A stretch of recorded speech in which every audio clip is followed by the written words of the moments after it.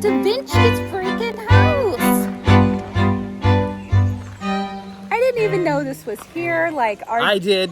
I was not expecting the day to go this direction. I picked it today. Allie's like, where are we going? I said, Amberosi, Amberosa. I don't know. Aubergine. You'll find out. And I knew we were coming here. Amazing. Leonardo da Vinci came here in his early 60s. He was friends with 3 of the French kings, and obviously an Italian born, just all around individual. I mean, he was a architect, he was a scientist, he was a theorist, he was a painter, a sculptor. There was a couple other titles that he was given that I have no clue what they are, but it's really fascinating to read up a little bit more on him because we're in his retired neck of the woods, and how fascinating his life is.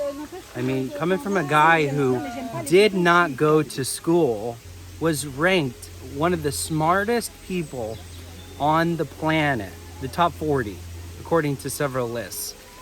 His IQ ranged upwards to 220. They said, obviously, the IQ test, so I'll let Allie talk about that. But it's really fascinating. This place, we're going to get to see his castle, his little chateau. We're going to see the gardens and some of his inventions, models of his inventions, and some of the amazing masterpiece paintings that he did. Drawing of floods in motion. What do you think, babe? Amazing. He had his hand in everything. Military stuff, churches, civil architecture, mathematics and geometry. Genius.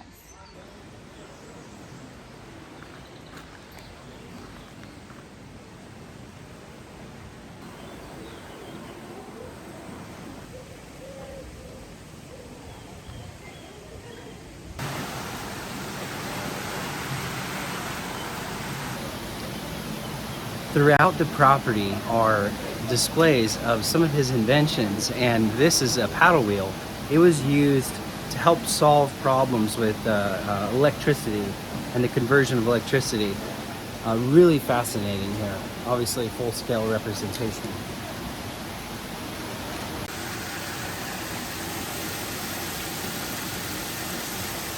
We're gonna get to see a video here in a minute. Probably can't show you because it's probably copyrighted, but of all of his greatest works, and it's a little 14-minute video. We'll tell you about it. This is a little display picture of it right here, and we're going to get to learn about the inspiration behind some of his works and some of the other things that he was involved with that we have no idea unless you study Da Vinci.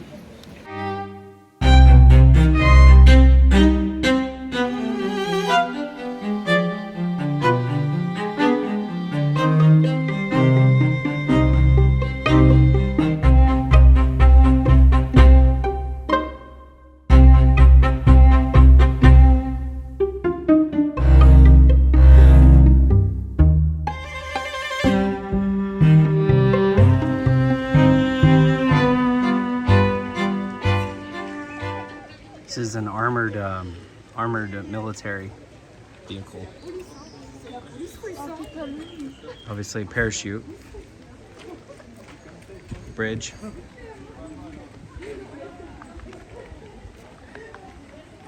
Painted The Last Supper. We've done different kinds of barge boats. He worked on a flying apparatus. Yes. There's a beam of light coming down upon you. Ave Maria.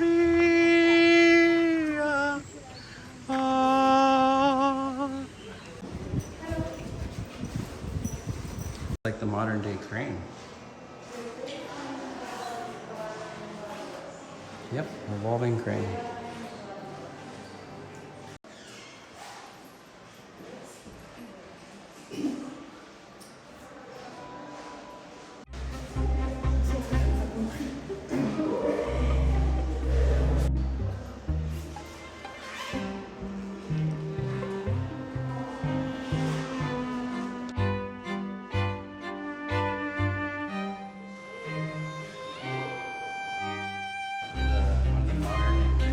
staircases.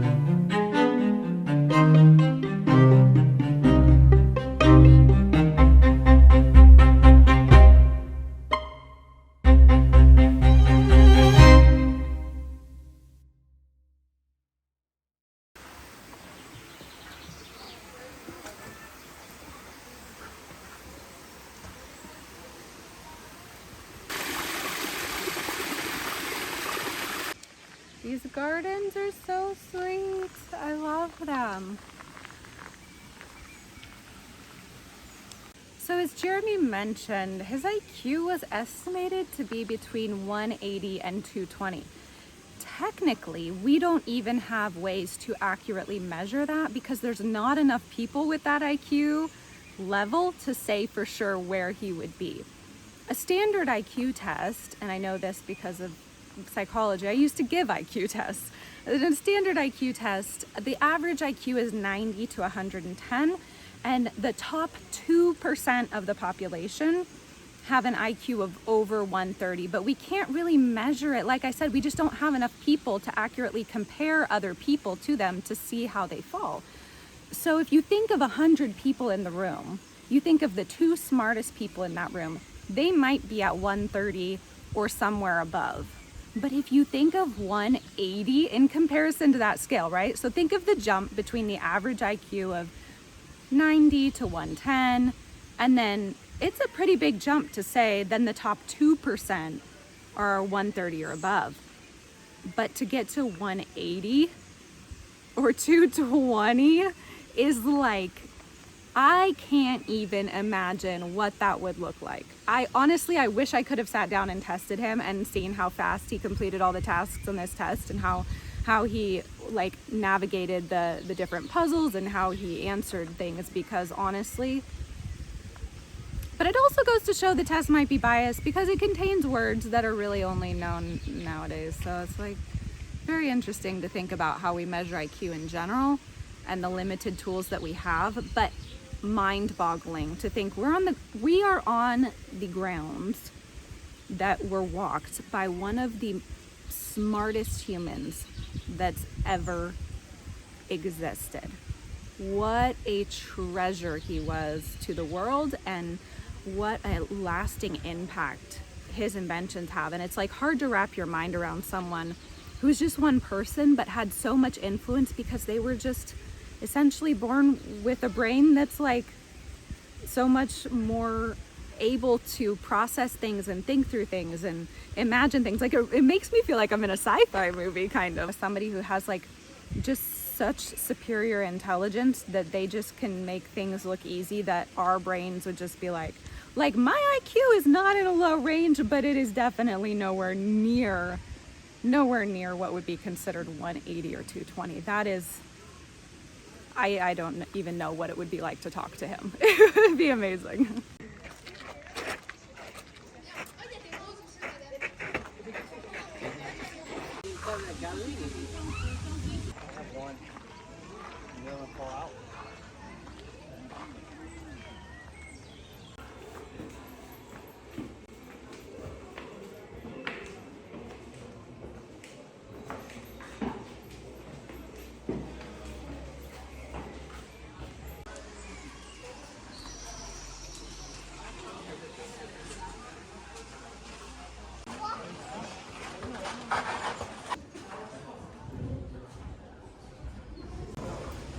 Leonardo's bedroom.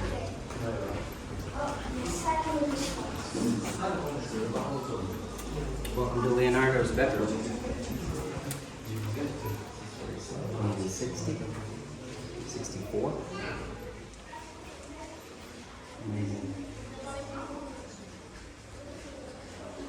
So while we're in Leonardo da Vinci's bedroom, I have to mention he is coined for being the father of the helicopter, the father of manned aircraft.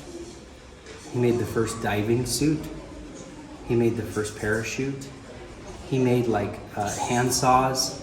He made self-propelling carts and drums so you could have a marching band self-propel around you. I mean, it's just on and on and on. I mean, the top 9 inventions that he had completely changed the world. I mean, he made a device to measure wind density and speed. It's automatic machine gun, automatic cannons, like the first automatic weapon, armored vehicles. I mean, it's crazy, mind-blowing. And the most fascinating thing out of all of it is that he wrote all of his blueprints down and his inventions down, and most of them weren't even made when he was alive. They only found his books after he died and then put them to life. Just like in 2002, NASA ended up making one of his knighted robots just to create the invention that he came up with, which is so fun. Isn't that cool?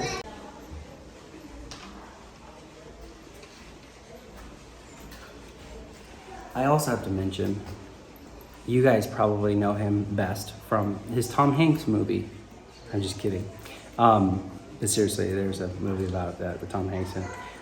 Mona Lisa and The Last Supper, which we've all seen at one point in our lives or heard his name before. I mean, his name recognizable brand identity is far greater than most humans have ever conceived.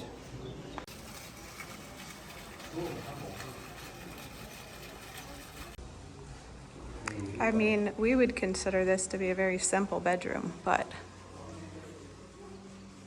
it's pretty incredible, especially for the time. Where's the TV? Where's the TV supposed to go? Up there. Up there. Oh, he's gonna lay in bed and watch TV. Yes, exactly. Got it. Kind of like the mirror in the place we went to in Dubai. This is his chair. When he came up with the idea of painting a picture of his wife,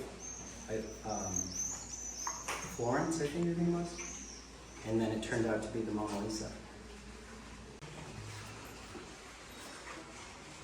I do love these opens, the concept. It's very beautiful. The tapestries. I mean, it's simple layouts, you know. Obviously, helps you think.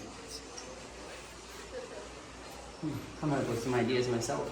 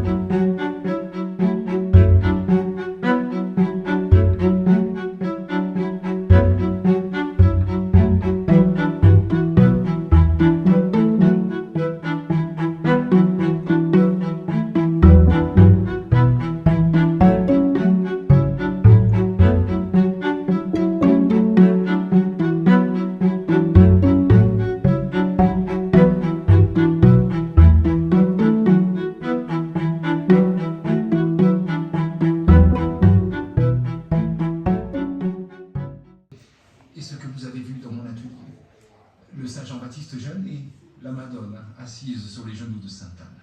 Et pourquoi ces trois-là, maître? So peaceful.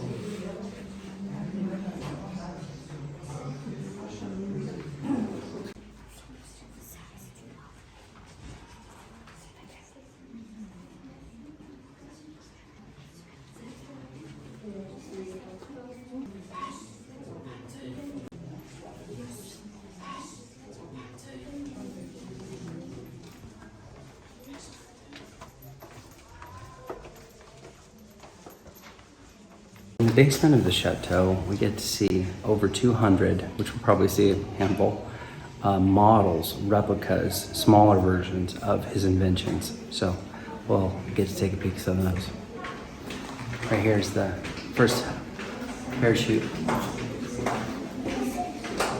Slingshot. Crane. One of the first armored vehicles.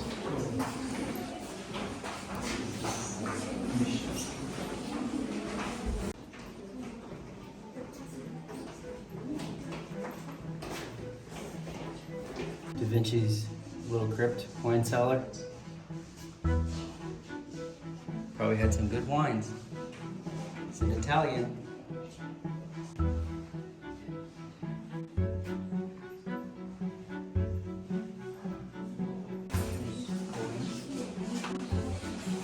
Helicopter.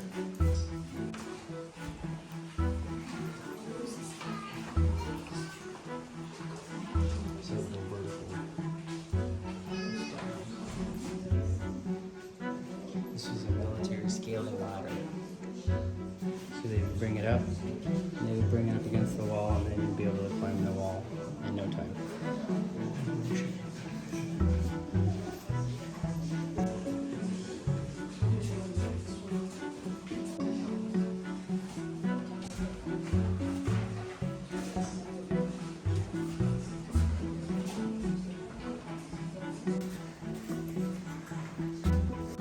This is the military bridge that you bring up, put down, you can move around it.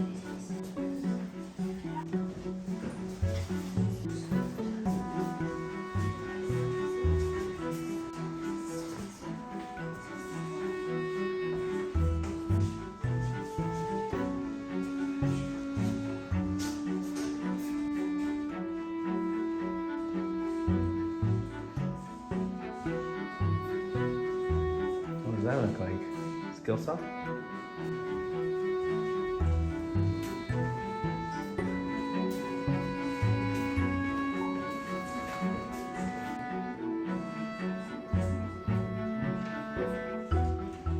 Screw wrench. Possibly a model of the first car. The self-propelling cart. The coils would self-propel itself.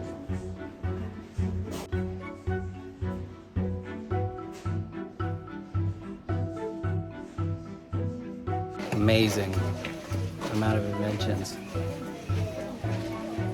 His ideas have changed so many lives. That's what making a really beautiful impact is.